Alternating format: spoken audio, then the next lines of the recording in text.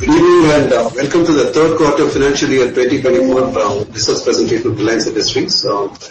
We have Mr. Srikanth, our Group CFO, first off talking about our consolidated financials, followed by Kiran, who will talk about the digital services.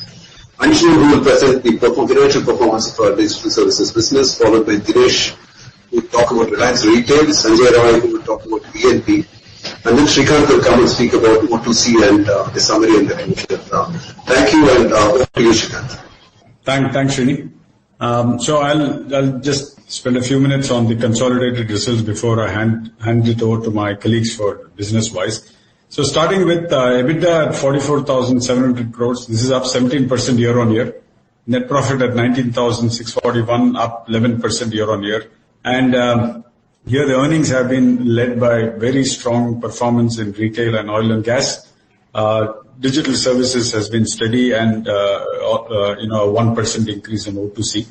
In retail, we have seen very strong momentum. There is expansion of footprint. We are seeing higher footfalls. In digital services, we have added the number of customer adds in this quarter, and also importantly on a year-on-year basis has been very strong. We completed the 5G rollout on a pan-India basis. In O2C, it has been a resilient performance despite major planned maintenance shutdown that you are aware of. And also downstream margin environment, as you know, has been a bit weak. Had it not been for the shutdown, we would have on O2C basis been higher on a year-on-year basis, and the performance would have been comparable even to the previous quarter. In oil and gas, benefiting from ramp up in MJ1 production, and now KGD6 contributes 30% of India's gas production. A quick summary of the numbers. As you can see, revenue in retail is up 23%. EBITDA at 6,258 is up 31%. So clearly you can see the benefit of operating leverage kicking in. Overall area operated in million square feet at close to 73 million is about 21% higher.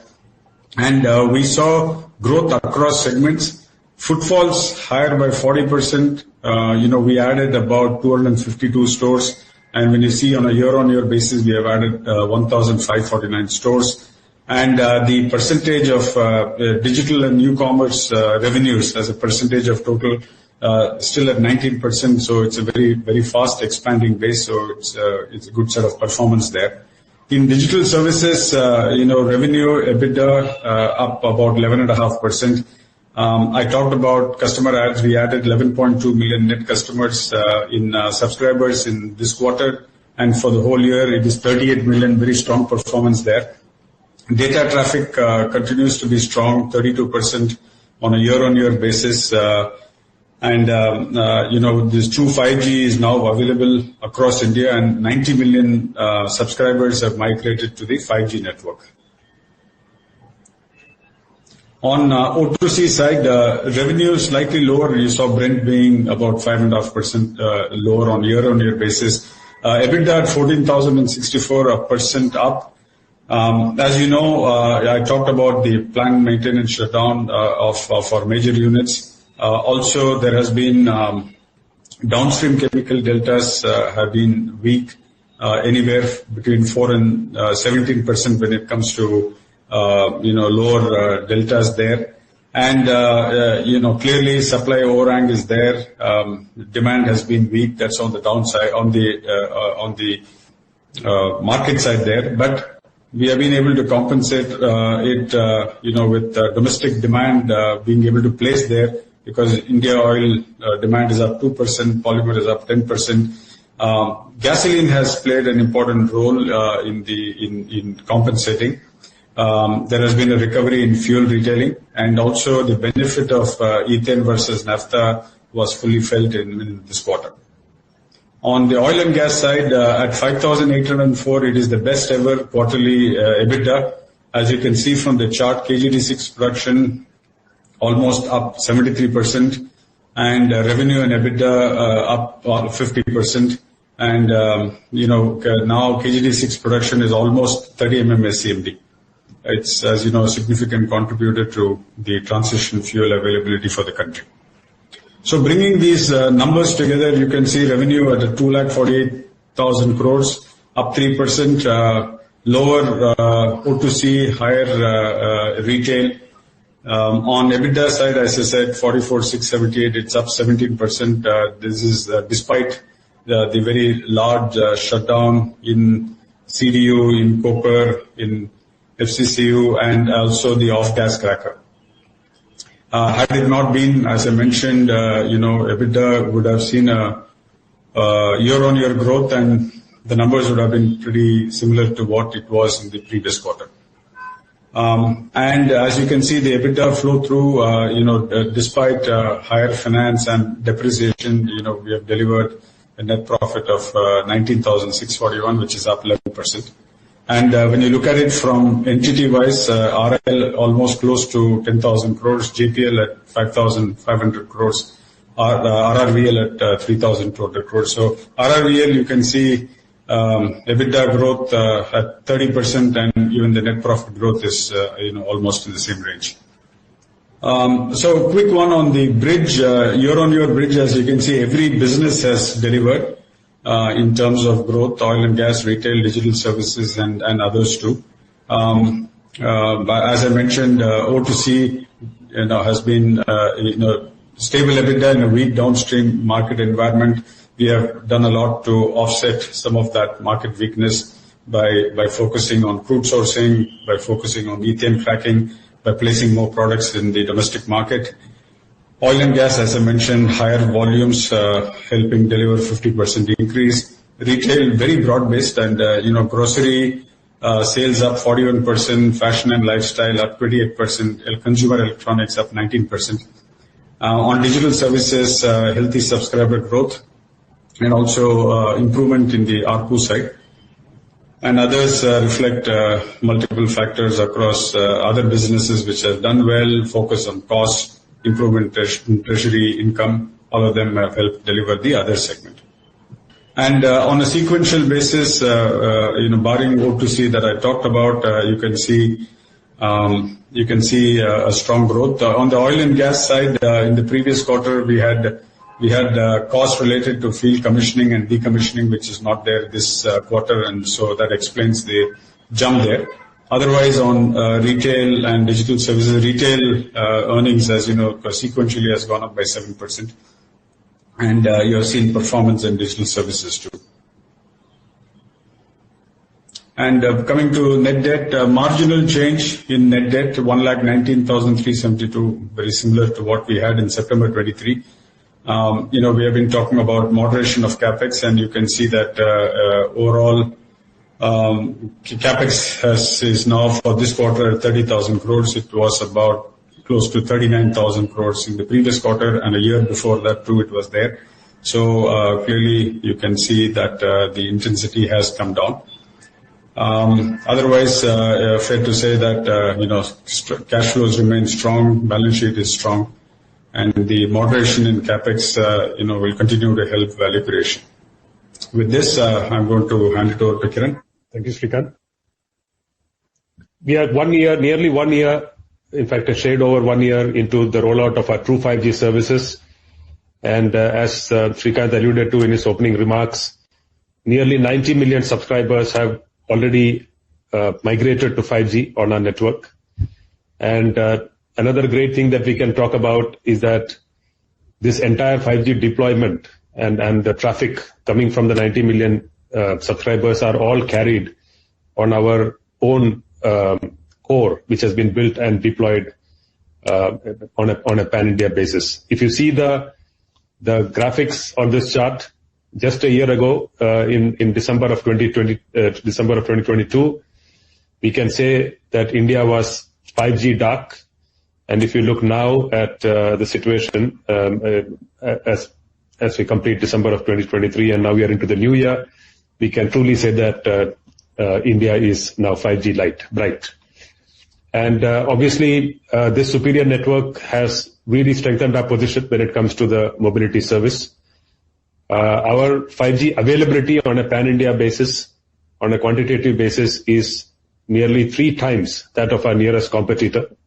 And even in terms of quality, the overall download speeds on our network is nearly 2 times that, again, of our nearest competitor.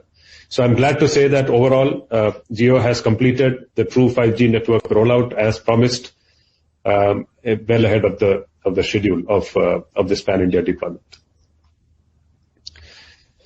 This is also reflected in the fact that we are becoming the preferred choice for subscribers. If you look at the graphic again on the right, you can see that as the industry overall has had a nearly flat 0.7% growth on a year-on-year customer base basis. But the stark difference is between the growth numbers delivered by Jio on a year-on-year basis as compared to the rest of the competition. While the rest of the competition actually has seen degrowth of nearly 3%, negative 3%, Jio has shown a nearly 7.5% increase in its subscriber base. All of this is a testament to the fact that our 5G service is really pushing the envelope even further. We were already considered one of the best quality, highest quality networks anywhere in the world. But now that gap between Jio's 5G network and that of our competitors has increased substantially. If you look at another number, which is the net port-in numbers, this also indicates the intra-competitor movement, rather inter-competitor movement of customers from one operator to the next. In terms of port-in, again, we have been nearly 2.5 times of our nearest competitor in terms of net port-ins. So this is actually, all these metrics are pointing to the fact that our 5G network is really positioning us as the preferred choice even beyond what we already were. And the numbers, both in terms of subscriber additions and growth, as well as the net port-in numbers, is a testament to the fact that we are now extending that lead over our competitors. The another initiative that we were consistently speaking about over the last few quarters is the Jio Bharat initiative. Now, this is also a very concerted effort that we undertook to move the 2G base, which is largely a captive base with our competitors, but to bring them onto the 4G base at least to begin with. So really, the fact that we were able to completely design, manufacture, and distribute a 4G device which is on par or even cheaper than comparable 2G phones from a handset price perspective. And now those are translating into some very encouraging numbers in the market. If you see that in the less than 1,000 rupee price segment, which is really where the 2G phones operate, Jio Bharat, just in the short period after its launch, is now seeing nearly 45% market share in the shipments, which are happening on a month-on-month basis. Also, if you see the growth that we are seeing, the Jio leadership growth that we are seeing in the rural markets, again, the market where I think this product has been targeted at largely. Since the Jio Bharat launch, we have also seen the growth in our subscriber base coming from the rural markets. The net additions that are happening in those rural markets have now grown to become nearly 5.5 times of our nearest competitor. So our net adds are 5.5 times that of our nearest competitor. And even within our own network, if you see, just before Jio Bharat launch, again, the graphic on the right, we still had a lead, but the lead was, you could say that while the net adds in millions, while our competitors were adding about 3 million net adds, you could see that we were adding nearly double of that, 5.6 million customers.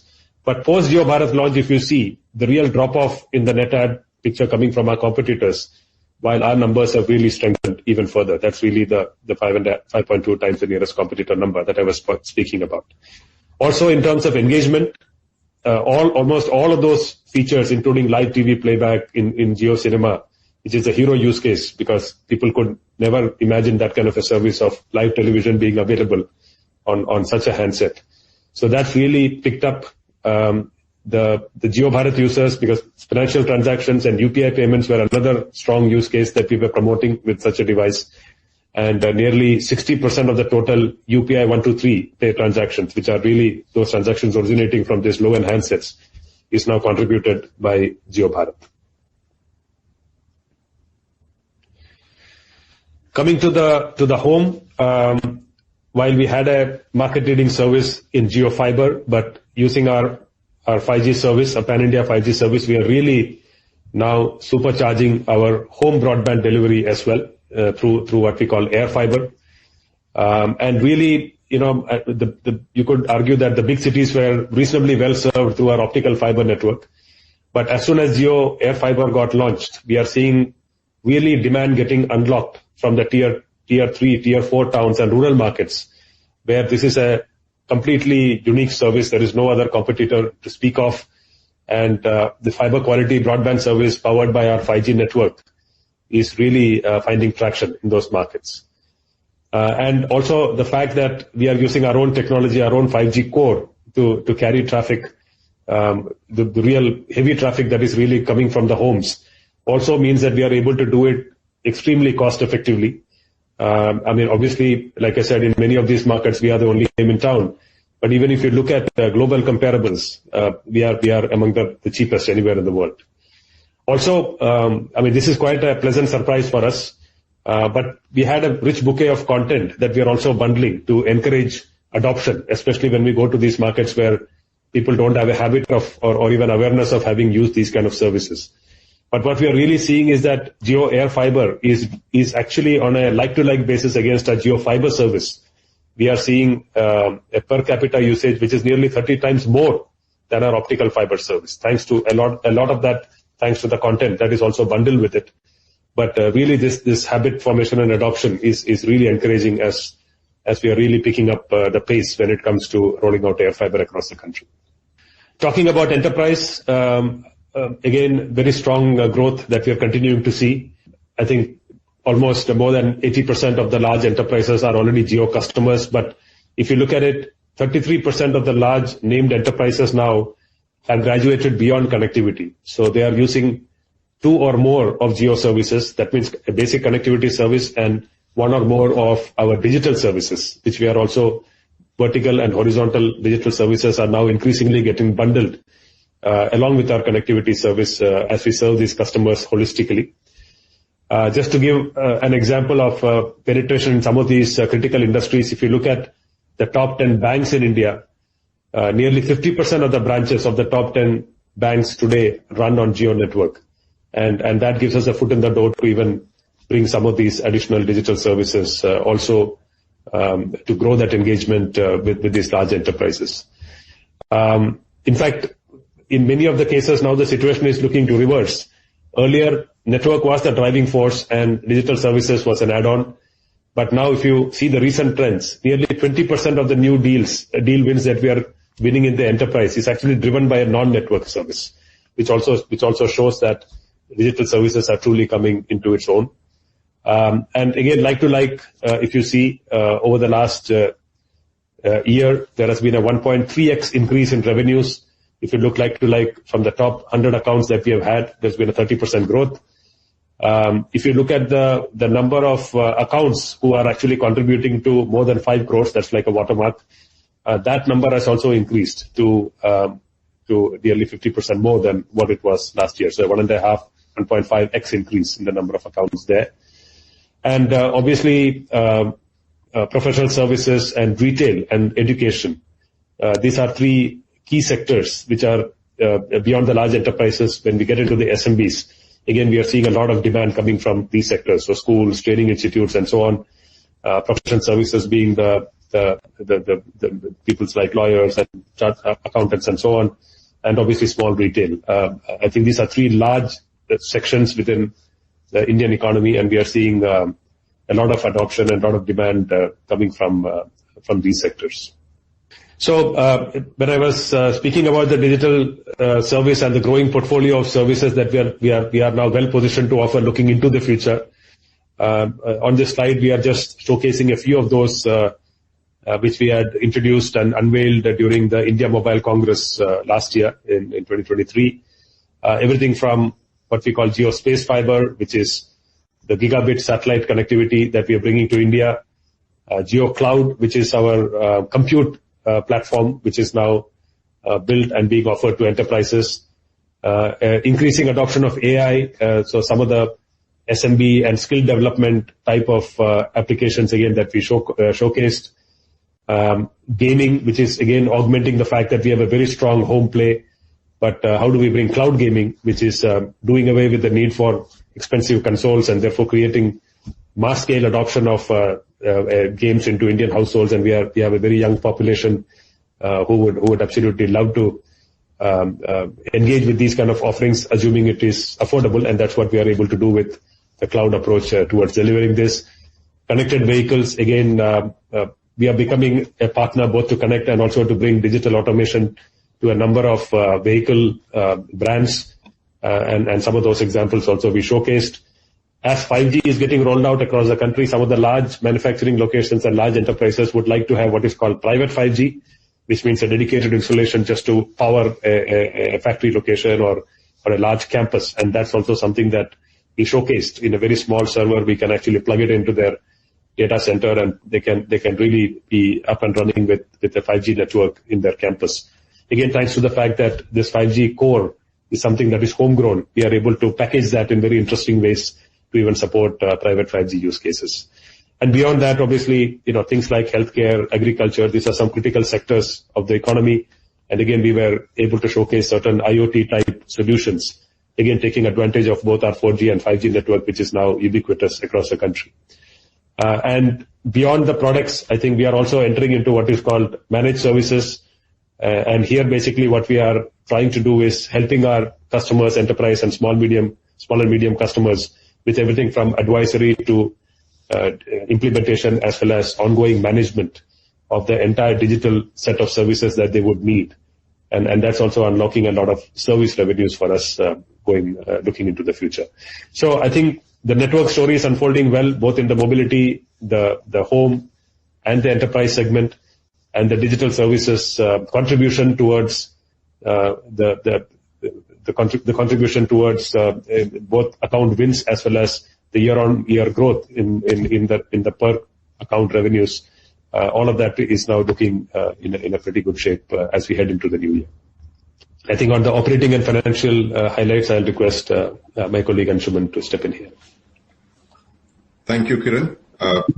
Good evening. Hello, everyone. I'll take you quickly through the financial and operating performance highlights for the quarter. Both revenue and EBITDA during the quarter grew by double digit on a YOY basis. Revenue grew to 27,700 crores, 11.3% growth, and EBITDA touched almost 14,000 crores for the quarter with a growth of 11.5% year on year. We're sustaining the outperformance in subscriber additions, as Kiran spoke about, with a superior network deployment of 5G. We are tracking a lot of the premium customers as well. We saw a net addition of 11.2 million subscribers during the quarter, taking the subscriber base to 471 million. ARPU for the quarter was at 181.7 rupees. Now, while there was some increase in the ARPU due to the subscriber mix, also the fact that we are currently offering 5G services on a trial basis impacted the ARPU because people don't have to recharge for additional data usage at this point in time. So, therefore, there was a counterbalancing impact on the ARPU during the quarter.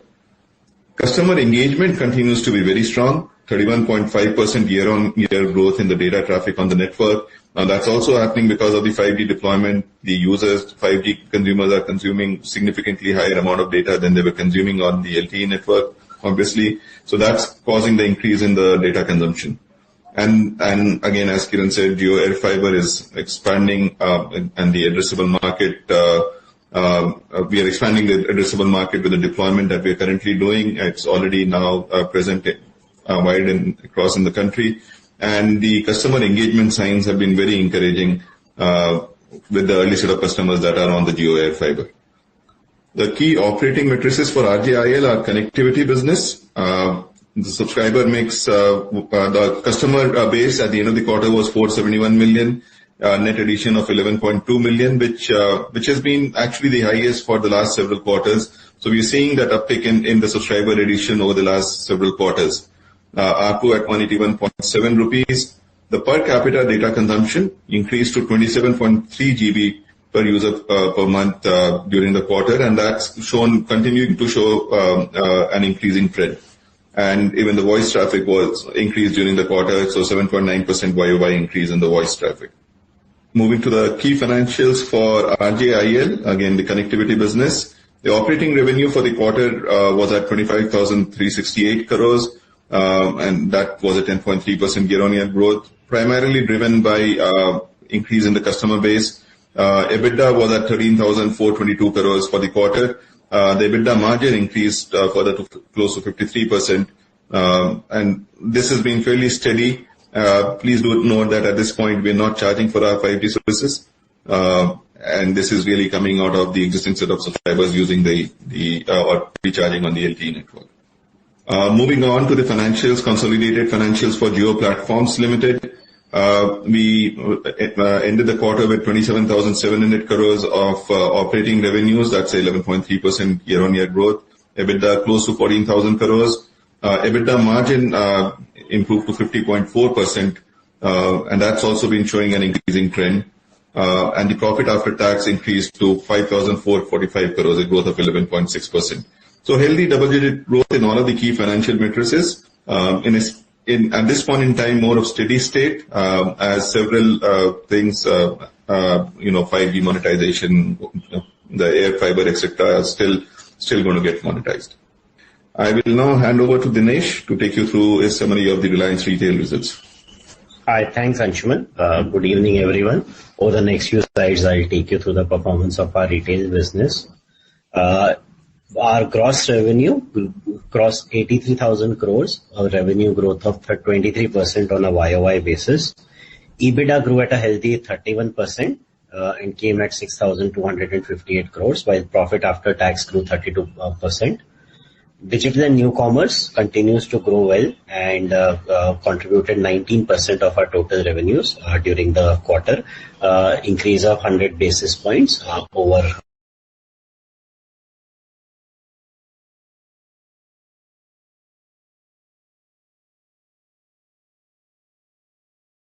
250 plus stores during the quarter. Our retail space stands at 72.9 million now, a 21% increase on a YOY basis. We continue to invest in infrastructure, front-end as well as back-end infrastructure, as well as the technology platforms, in order to reach the length and depth of the country, as well as provide consumers with a true omni-channel experience, provide them a good shopping experience, as the consumers are also evolving. If you look at our key customer metrics, footfalls grew a healthy 40% YOY. Our registered customer base grew by 25% and now stands at 293 million. Our total transactions grew 20% and crossed 300 million transactions. It actually came at 320 million during the quarter. Just a few quick highlights across the business. All the major consumption baskets did well. Grocery grew at a 41% year-on-year growth. Fashion lifestyle grew at 28% on a YOY basis, and this is in the context where on the apparel side the market has been weak, and you would see it for the other players as well. But we have done exceedingly well. Consumer electronics grew 19% on a YOY basis. So healthy growth across all our larger consumption baskets. All the businesses are doing extremely well. We had a very good festival season. We saw good engagement from customers and healthy growth during the festival period across the businesses. Our EBITDA margin continues to expand, up 40 basis points on a year-on-year basis at 8.1%. We see the benefits of operating leverage continue to accrue as we have set up the entire infrastructure, and now as we are growing our business, the benefits of operating leverage and margin improvement are flowing through. We spoke about our store expansion. We continue to invest in new formats which are tailored to the requirements of different customer segments. We spoke about Yusta in the last quarter. This quarter we launched Swadesh, which is a format which promotes Indians' traditional art forms. We've opened our first store in Hyderabad, and we have seen a very good response from customers, and a few more stores in the pipeline. We launched Ajiogram, which is a D2C focused content-driven platform on Ajio. It promotes D2C brands and gives them reach to the entire customer base that we have on Ajio. So we are championing the growth of various D2C brands and giving them the benefit of the platform and the customer reach and the traffic that we have built over a period of time. We launched a co-branded credit card with SBI. It offers significant benefits to consumers for shopping across the Reliance retail ecosystem. So depending on your needs, whether it's a grocery, whether it's electronics, apparel, there's a lot of benefits that are offered on the card, both from Reliance as well as from SBI. We continue to strengthen capabilities through looking at acquisitions and partnerships. We acquired the Sephora India franchise business from Arvind during the quarter, and we signed exclusive distribution agreement with SMPC for 2 of their brands, Sandro and Mai. Steady growth. If you look at it year on year, our revenues are growing pretty strongly on a large base. For the first time, we crossed 80,000 crores. EBITDA, again, pretty healthy growth, 6,258 crores. So every quarter we are hitting a new milestone. 23% revenue growth on a YOY basis, 8% on a quarter-on-quarter basis. So both whether you look at quarterly and sequentially or annually, very healthy growth. Strong operating EBITDA performance, margin expansion, which is driving growth in profit after tax as well at a healthy 32% and 13% on a quarter-on-quarter basis. Now just to take you through some of the highlights across our consumption basket. So grocery, as we spoke about, 41% growth. We had a very strong festival season where we saw a lot of traffic in our stores.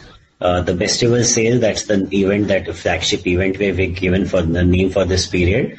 We had record footfalls in the stores, various categories, whether it's confectionery, snacks, dry fruits, all of them, festive demand did very well. We registered the highest ever single day sale in the history of this format during the campaign period. As we've been saying, we've been focusing on growing the non-food category. That helps improve margins in the supermarkets and hypermarket formats.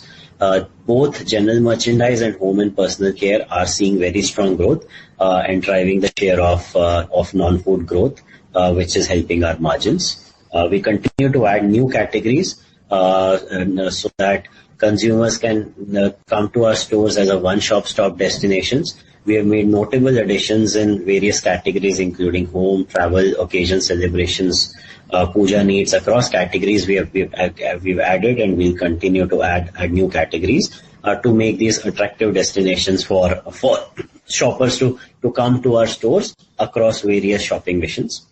On the B2B side, the Metro India acquisition integration is on track with our B2B business. So we are aligning the 2 businesses and that's working out well. Post the acquisition, October to December quarter, Metro had the highest ever quarterly sales. So we are able to, from the same stores, we are able to drive good growth, much better throughput and performance than it was earlier, as well as leveraging the Metro omni-channel capabilities for our broader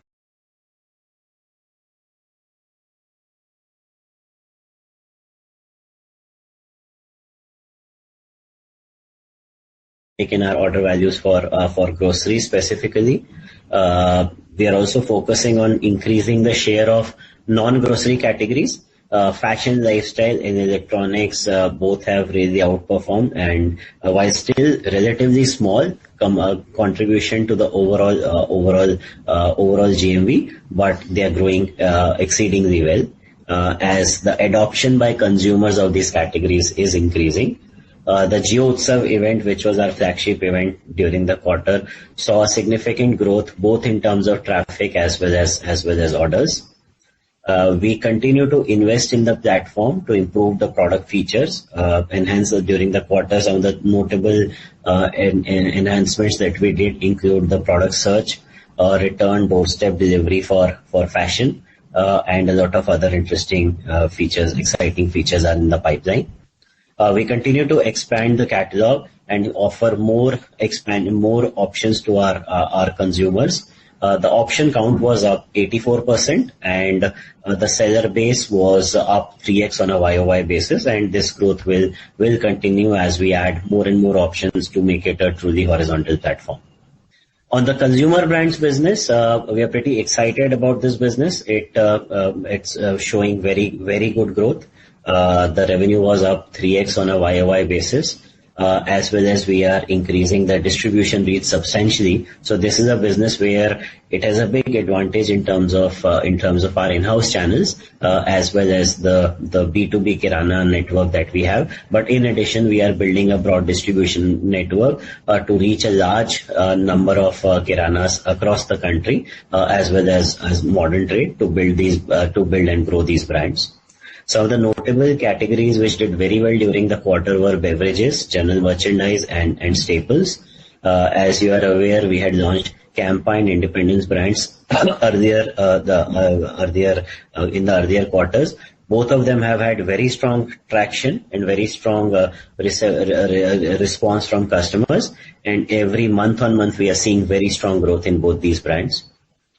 We had launched Bugles and potato chips under Allen's, and that again is doing extremely well. And then there are a number of other exciting products in the pipeline which you will see in the coming months and quarters. Moving on to fashion lifestyle, apparel and footwear business had a good steady quarter driven by footfalls as well as improving conversions. Multiple formats delivered highest ever revenues during the quarter, and this is in the context where the market has been on the weaker side. Broad-based growth across categories, so we're not dependent on one category like some of our other competitors and international peers who are more focused on one or two categories. We are present across multiple categories, and many of them are doing exceedingly well. The festival season, we got a very strong response. Our price value proposition is very strong in the market, and that's helping us grow and drive very strong customer engagement in the market. As we had mentioned earlier, Azort and Yusta were the formats that we had launched in the previous quarters, are doing very well. We are getting very good response, and we're scaling up both of them. And for Swadesh is the format that we have launched during this quarter. On Ajio, another quarter of very strong performance. We added 1.6 million customers during the quarter. We continue to add more and more products. Option count was up 38%. The whole strategy here is focused on offering more and more differentiated products, good quality products to the consumers, and that is being valued, and that's why we are seeing very strong growth on this platform. We continue to launch new brands, partner with designers, as well as launch our in-house brands as well as external brands onto the platform every quarter. Some of the notable ones we did during this quarter was Indipix. We launched with Dhruv Kapoor, the Champion brand. So multiple brand additions during the quarter. We spoke about Ajiogram earlier. Pretty excited about this initiative. There are a lot of very interesting D2C brands which are coming to market, and we are creating a forum and a platform to grow these brands and help with these brands scale up quickly, take them to the consumers. And customer remains at the center. We continue to enhance new features to improve the customer experience. Several new features added during the quarter, and more are in the pipeline. On our partner brands, which is our luxury, premium and luxury brands portfolio, we continue to lead the market. We have the widest portfolio of brands, and we are the partner of choice for any international brand looking to come into India. We spoke about the Sephora and SMPC partnership agreements earlier. Ajio Lux, which is the luxury part of our online Ajio platform, and offers a host of luxury brands, continues to do very well and grow from strength to strength. We have a portfolio now of over 660 brands, and every quarter we are bringing new brands onto the platform. Jewels had again a very good quarter, driven by the festive and wedding buying season. Dhanteras, which is one of the key occasions and big driver of sales for jewelry. We had the highest ever sales during that day. while we are very strong in metro and tier 1 cities, we are also seeing very strong growth in tier 2 and beyond cities. In fact, they are growing faster than the overall rate of growth of the business. So our proposition is getting very widely accepted. We are focusing on launching new exclusive designs, collections that help us differentiate. Some of the notable ones, Swan Banga was a regional collection, where Aham was a wedding collection that we launched during the quarter. So these really help us create new themes and bring differentiated products to the market. Lingerie, which is one of the newest segments, we are the largest player in this segment now. Across the host of brands, the D2C brands, the Clovia, Zivame, Amante that we have, we sell lingerie in our apparel stores. We have joint venture with Marks and Spencer and Hunky Muller franchise. So across all those, we are pretty large player. We are looking at expanding the reach both within the Reliance retail formats, as well as take these take our D2C brands to the physical distribution network, as well as the exclusive brand outlets, as well as continue to add new categories, new products within each category to really expand the range for these brands. We also executed several co-brand promotional tie-ups during the quarter, and we saw pretty good cross-pollination on these partnerships. Urban Ladder, which is our furniture offering, the focus continues to be on ramping up the store network and expand the presence across cities.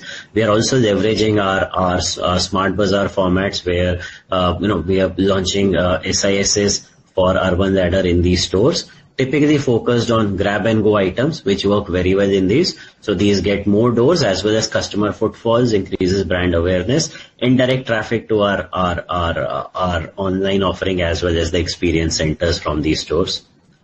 Tira, which you are aware, we had launched a couple of quarters back, continues to grow. We have got some very strong traction. We have set up a few stores across top tier cities, and we'll continue to expand the network, and we're getting very good response from customers. We signed up 3 celebrities to promote the brand. We have seen very strong brand recall and engagement from consumers on both our stores as well as online platforms. We are in differentiation is to offer a differentiated, it's an experience discovery driven category. So offer a differentiated retail experience through larger formats and wider assortment. All our operating metrics, including sales productivity, average bill values, repeats, the engagement across brands, all of that seeing our good strong momentum, early days, but we are very excited and seeing very good results in the initial days. We are also including many new launches, many new brands we are bringing to India. Some of the notable ones that we signed up for online as well as offline during the quarter are Laura Mercier, Allies of Skin, and Blessed Moon. Moving on to our consumer electronics business, again had a pretty sustained 19% YOY growth. We see healthy growth in average bill values, as well as the conversions are improving. The growth has been quite broad-based across phones, large appliances, as well as TVs. In fact, we saw a strong surge in demand for large screen TVs during the World Cup. So the large screens TVs did 55, 65 inches plus TVs did very well. We had number of flagship mobile phone model launches during the quarter, and that contributed pretty significantly to the performance of phones, as well as other categories. We continue to increase the assortment, including ACs, refrigerators, and working with brands to launch exclusive products for our stores. Rescue, which is our biggest differentiator in the electronic segment, we continue to increase the geographic footprint, as well as increase the proposition, continue to add new services, new plans into that business, also targeting the out of warranty opportunity there. PB on our product brands group, we are launching new products across categories to see where the wide gaps are in the market, and bring products which are high on quality and very disruptive pricing. We continue to expand new doors. Our merchant base is up 2.6x on a YOY basis. Now we have pretty significant depth in terms of the reach where our products are present. On our JioMart digital business, the focus is on expanding the merchant base, which is up 34%, as well as improve the participation of merchants. Ultimately, how many categories are the merchants buying from you, and how frequently are they buying? Those are the two most important metrics to ensure that we are relevant and they find our proposition attractive. And both those metrics are month on month. We are seeing very strong growth. That's it on the retail side. Now I'll hand over for the update on oil and gas. Thanks, Dinesh. Good evening, everyone. To do a recap of the quarter gone by, so this was the highest ever quarterly EBITDA for the oil and gas segment. We had a 50% jump YOY at 5,800 crores, largely driven by higher volumes with 19 wells all in production from the three fields. We have seen this production increase. This we expect will sustain. Currently, we are producing about 30 million standard cubic meters and oil and condensate of about 21,000 barrels per day. In terms of prices, yes, we've seen prices come off a little bit. In fact, as you may be all aware, that ceiling prices had come down from $12.12 to $9.96. And with global factors impacting demand factors and high inventory levels impacting prices, we've seen a slight pullback in prices, gas prices, which to a certain extent offsetted the gains made in production. So at KG-D6, the main focus now is how to sustain the production from these fields. All 19 wells are producing. The fields are producing as per expectations. In CBM, we've launched the 40-well multilateral campaign, the first in India. This is to maximize and improve the productivity from these fields. We expect the results to come in over the next 2 quarters. Further, in KGU-DW1, we are currently doing an exploration well in the block. So, as you can see in this graph, we've had sustained increase in production as we commission the fields from FY21 onwards. And comparatively between the 9 months of this fiscal versus FY23, you can already see a 6 million standard cubic meter increase. And this will continue to increase in the quarters to come with a plateau of about 30 million standard cubic meters. So currently we are contributing about 30% of India's domestic gas production. So we completed the auction for 4 million standard cubic meters of gas from KG-D6. This was the 6th auction, and this way we have now managed to sell all the gas that we are producing. So the offtake is all tied up. For this specific round, there was significant participation. We had 38 successful bidders, largely from fertilizer and refineries, and to some extent from CGT and aggregators. So the main contributors were CGT and fertilizer. And as you're all aware, the price realization will be subject to a cap of $9.96 per MMBTU. So in terms of the gas market outlook, clearly the winter has been a lot milder in Europe, which has essentially resulted in higher inventory levels and lower demand. As you can see, the storages are at about 82.6% at the current juncture versus 5-year averages of 70.4%. So clearly that has had an impact on the prices. The sense is the short-term prices will be guided by the severity of the winter. There has been some pickup in demand from China. There's also been some cold spells in China that has spurred the demand, apart from the economy showing some signs for higher demand. In Southeast Asia, again, the demand is price sensitive, so at lower prices we are seeing higher demand. So overall, there is a little bit of pressure on gas prices. And again, this is going to be dependent on the winter. Thank you, and over to you, Shrikant. Hey, thanks, Sanjay. So moving to the last section, which is O2C, year-on-year revenues have been lower on the back of reduction in prices of Brent. Otherwise, when you look at EBITDA, as I mentioned, up 1% in a fairly challenging environment. We focused a lot on product placement in the domestic market, given that the demand was good. Also, a lot more of fuel retailing volumes we saw. Overall, trends in margins have been mixed. Mid-distillates were lower when you look at it on a year-on-year basis, but of course that was also offset by lower SAED. However, gasoline cracks were better when you compare it on a year-on-year basis. Downstream polymer margins lower anywhere between 4 to 17% on the back of muted demand and also excess supply. So you're seeing that. On the polyester side, margins have been, on an integrated basis, has been stable.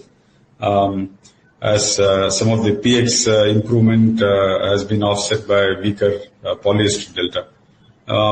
There also the environment was, there was oil sourcing. Market has been fairly tight in that sense of the word, so some of the arbitrages have been lower. Q-on-Q, performance was lower on the back of maintenance and inspection shutdown. I talked about it earlier on, which impacted yields and profitability. Given the fact that, reduced fuel production and lower light feed cracking. But it was fairly extensive in terms of the maintenance part of it. It was across units, across CDU, across FCCU, coker and ROGC. So it was a large M&I, and had it not been for this M&I on a year-on-year basis, clearly the numbers would have been higher and absolutely comparable to last quarter if all these units were available during the whole quarter. Just a quick snapshot of the overall environment. Clear highlight, you can see global oil demand at 102 million barrels per day. It's about 1.7 million barrels. So if you see geography-wise, China is really 1.5 out of 1.7. Demand has been good in even the Americas and Asia. When you look at it from a product cut, you can see that jet demand has gone up by 1.1 million barrels per day and gasoline 1.1. So you can see that kind of demand and why both the geography and the product cut. On the polymer side, India demand up 10%, polyester more muted at about 1%, but very broad-based demand if you see across agriculture, across infrastructure and packaging. Operating rates clearly down, as you can see, 78.5%, down 120 basis points. A lot of refinery maintenance we saw globally. On cracker operating rates also been, lower to 80.8%, almost 4% lower, on the back of weak demand and on the back of excess supply in the market. This is the Indian oil demand, of which we have picked up the three important ones: gasoline, HSD, and ATF. So overall demand up 2.1% year on year, and if you see on a quarter on quarter, it is up 5.5%. Gasoline, clearly travel has played a part. Auto sales, you can see booming, growth there, reflecting in demand for gasoline. HSD more muted, but clearly there is a very positive momentum in mining and in the industrial sectors. ATF, very strong growth, 11% growth. You can see the recently released data on air passenger traffic at 39.2 million. In this quarter, it's up 9%. So explaining why demand for ATF has been strong. And when you come to the polymer market side, clearly 10% when you look at polymer in aggregate, but the components PE 13%, PP more muted at 3%, and PVC 19%. So PE specifically led by infrastructure pipes. On PVC, the continuing focus by the government on schemes for agricultural and infrastructure. So that really explains why that demand continues to be pretty strong. In the polyester side, clearly it is PET up 9%, Beverage consumption was pretty strong during World Cup and the festive season.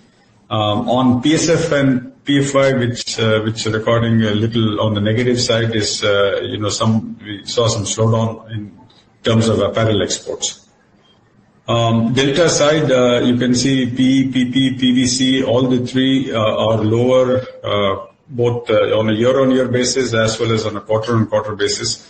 Polymer demand, particularly, has been lower. You can see the fall. Year-on-year PE is down 11%, polypropylene is down 4%. Demand has been fairly subdued, particularly in China.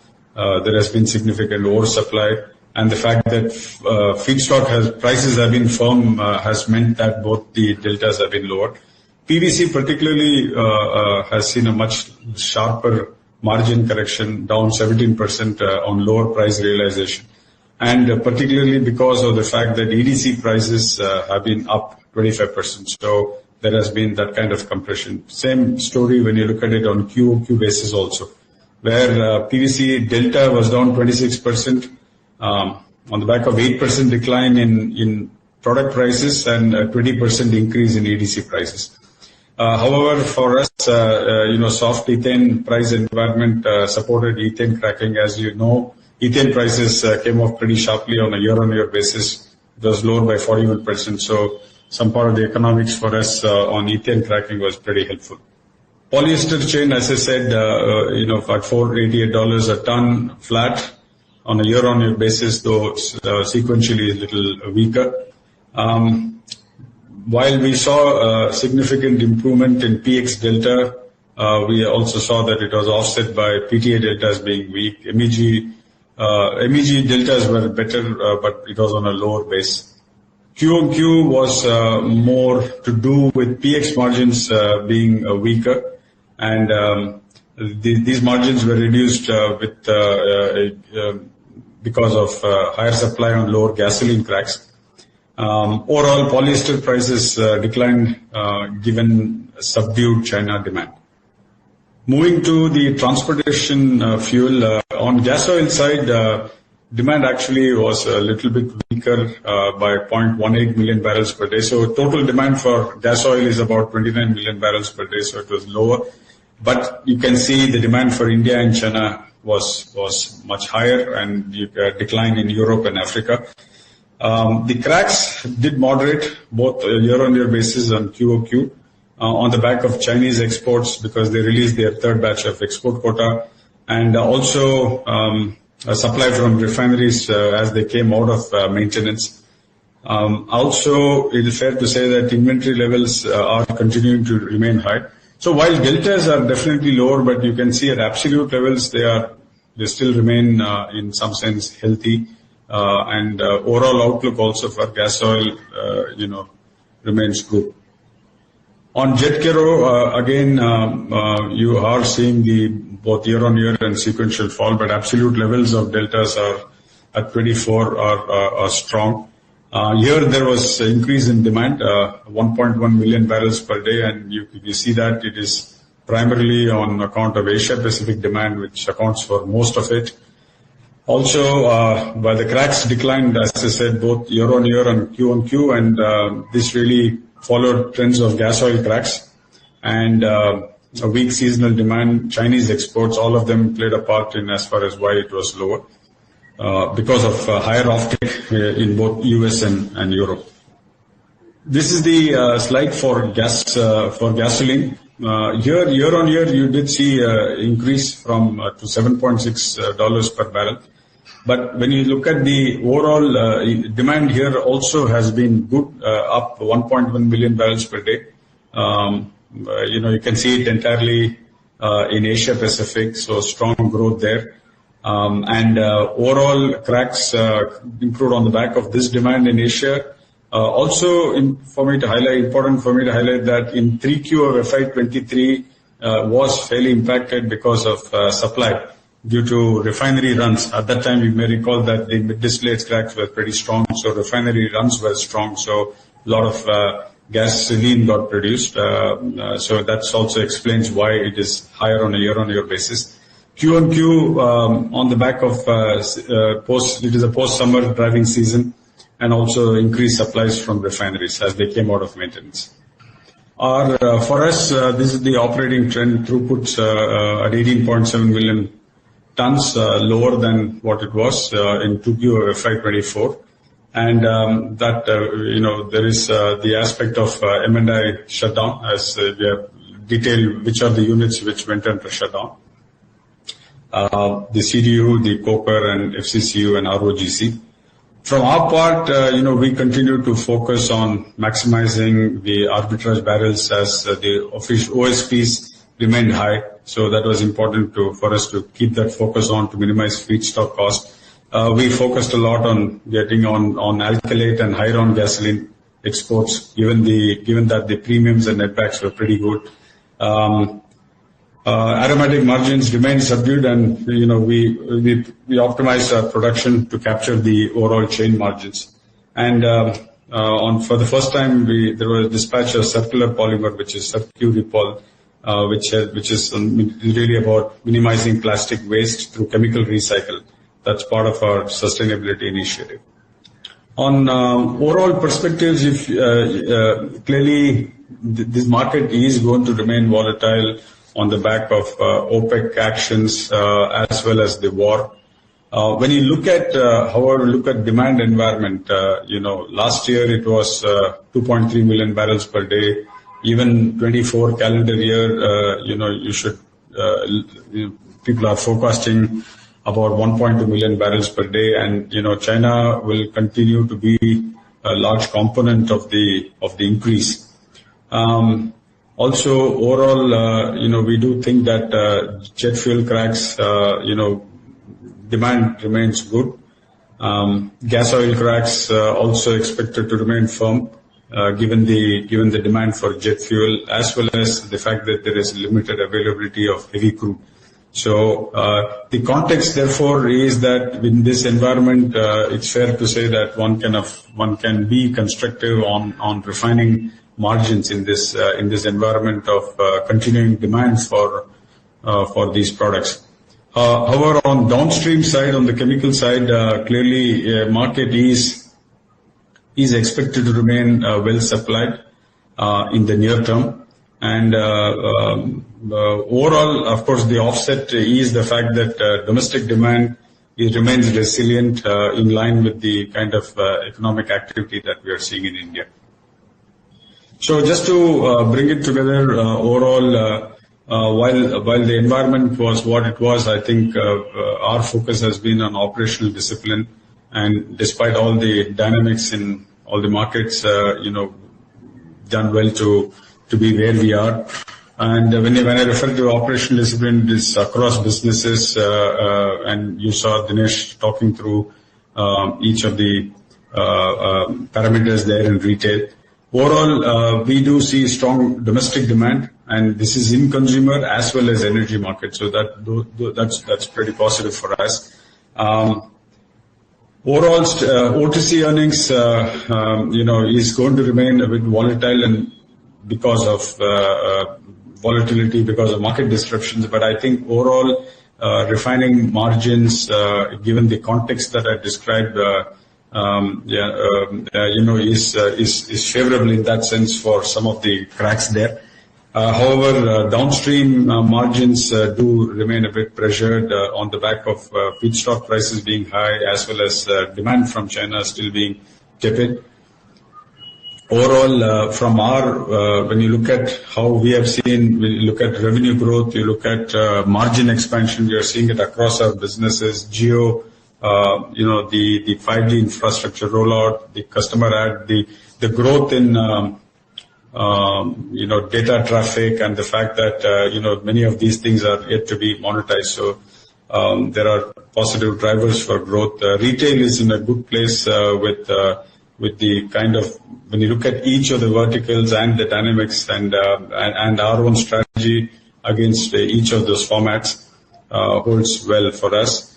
And we are on track to commence the new energy facilities in phases starting end of this year. So overall, I think cash flows remain strong, balance sheet remains strong, and moderating capex. You may have seen that capex in this quarter at about 30,000 crores is significantly lower than the previous quarter as well as what it was year on year. And actually, cash capex, cash profits are higher than what is the capex that we are spending.